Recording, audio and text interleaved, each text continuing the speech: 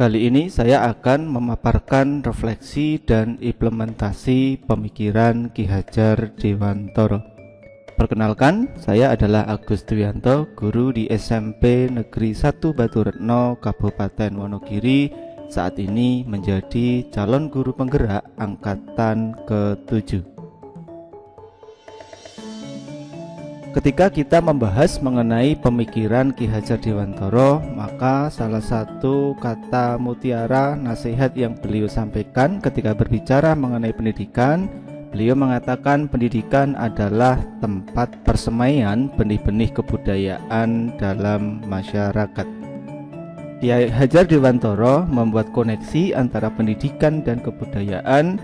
Dua hal ini adalah satu kesatuan yang utuh. Menurut Ki Hajar Dewantara, pendidikan menjadi landasan pembentukan peradaban bangsa.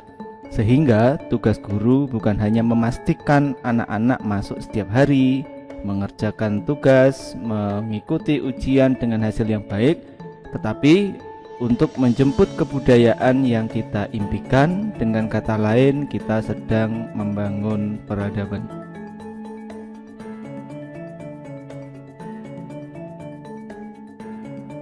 Bila kita mempelajari mengenai kerangka pemikiran Ki Hajar Dewantara, maka kita akan dihadapkan pada bagaimana Ki Hajar Dewantara membedakan antara pendidikan dan pengajaran.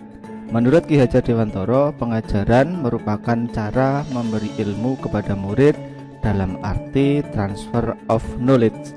Sedangkan pendidikan memiliki makna yang jauh lebih luas. Pendidikan adalah menuntun segala kodrat yang ada pada anak-anak agar mereka dapat mencapai keselamatan dan kebahagiaan yang setinggi-tingginya, baik sebagai manusia maupun sebagai anggota masyarakat. Ketika berbicara tentang dasar-dasar pendidikan yang menuntun, maka Ki Hajar Dewantara mengumpamakan pendidik itu sebagai petani atau tukang kebun. Ki Hajar Dewantara di sini mengambil gambaran, mengambil perumpamaan seorang petani yang menanam padi. Misalkan seorang petani ini menanam padi, ia hanya dapat menuntun tumbuh kembang padi tersebut. Petani tersebut dapat memperbaiki kondisi tanah, memelihara tanaman padi, memberi pupuk dan air, membasmi ulat-ulat atau jamur-jamur yang mengganggu hidup tanaman padi dan lain sebagainya. Meskipun pertumbuhan tanaman pada padi tersebut dapat diperbaiki, tetapi petani tersebut tidak dapat mengganti kodrat padi. Misalnya, ia tidak akan dapat menjadikan padi yang ditanamnya itu tumbuh sebagai jagung. Selain itu, kita juga harus memahami bahwa petani tersebut juga tidak dapat memelihara tanaman padi tersebut seperti dengan cara pemeliharaan tanaman kedelai, tanaman jagung, atau tanaman lainnya. Petani harus merawat tumbuh kembang sesuai tanamannya. Demikian juga seorang pendidik harus senantiasa merawat tumbuh kembang setiap murid sesuai dengan potensi yang dimiliki. Anak-anak diibaratkan seperti biji tumbuhan yang disemai dan ditanam oleh Pak Tani. Dalam proses menuntun ini, anak diberi kebebasan, namun pendidik bertindak sebagai pamong dalam memberi tuntunan.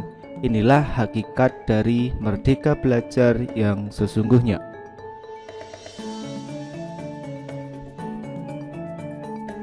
Ketika berbicara tentang dasar-dasar pendidikan yang menuntun, Ki Hajar Dewantara juga menyampaikan bahwa kekuatan sosial kultural menjadi proses menebalkan kekuatan kodrat anak yang masih samar-samar. Pendidikan di sini bertujuan untuk menuntun anak untuk menebalkan garis samar-samar agar dapat memperbaiki menjadi manusia seutuhnya. Sehingga anak bukan lagi kita anggap sebagai kertas kosong yang bisa digambar sesuai keinginan orang dewasa.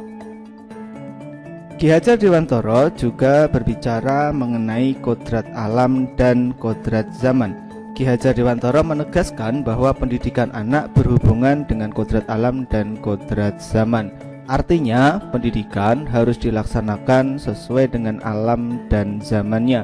Kekuatan sosial budaya Indonesia yang beragam dapat menjadi kekuatan kodrat alam dan zaman dalam mendidik atau menuntun kekuatan kodrat anak. Tak kalah pentingnya, Ki Hajar Dewantara juga menyoroti pentingnya budi pekerti.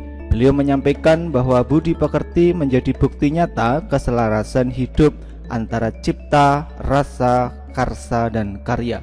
Keselarasan hidup anak dilatih melalui pemahaman kesadaran diri yang baik tentang kekuatan dirinya, kemudian dilatih mengelola diri agar mampu memiliki kesadaran sosial. Disinilah peran penting seorang pendidik untuk senantiasa menjadi pamong bagi para murid agar bisa menjadi manusia yang mandiri, manusia yang merdeka dan bermanfaat bagi sesamanya. Strategi mewujudkan pemikiran Ki Hajar Dewantara dapat dilakukan melalui berbagai kegiatan, antara lain yang pertama yang bisa dilakukan oleh seorang calon guru penggerak, yaitu adalah dengan melaksanakan pembelajaran yang berpihak pada murid. Para pendidik harus senantiasa menerapkan model-model pembelajaran yang berpusat pada murid, model-model pembelajaran terkini yang sesuai dengan zamannya. Kemudian, para pendidik harus senantiasa melakukan pengembangan keterampilan abad 21.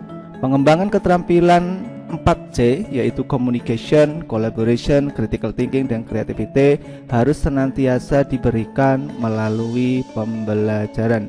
Dengan ini maka kita akan bisa mengembangkan kodrat alam dari setiap peserta didik kita. Selain itu, kita juga bisa melakukan penanaman budaya gotong royong. Budaya gotong royong ini merupakan sosiokultural yang ada di daerah kita. Kegiatan ini bisa kita pupuk dengan kegiatan melalui piket kelas, kerja kelompok, kerja bakti kelas, kegiatan Jumat bersih, kegiatan donor darah, bakti sosial masyarakat, dan lain sebagainya. Penanaman budaya gotong royong ini menajamkan garis samar-samar yang ada pada diri siswa terkait dengan penanaman budi pekerti.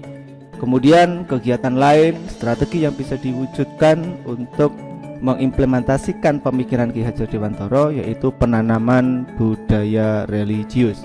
Kegiatan ini bisa dilakukan dengan kegiatan berdoa di awal dan akhir pembelajaran, gerakan sholat duha, gerakan sholat duhur, pembiasaan tilawah, dan berbagai aktivitas lain yang relevan.